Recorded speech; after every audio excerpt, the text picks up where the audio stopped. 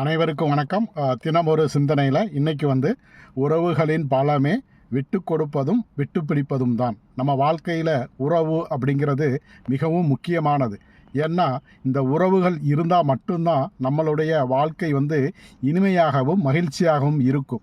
அப்படி நம்மளுடைய வாழ்க்கையை இனிமையாகவும் மகிழ்ச்சியாகவும் வச்சுக்கணும் அப்படின்னா நாம் வாழ்க்கையில் உறவுகளோட விட்டு கொடுத்து வாழ பழகிக்கிட்டுறோம். ஏன்னா எல்லா உறவுகளுமே ஒரே மாதிரி மனநிலையில் இருக்க மாட்டாங்க.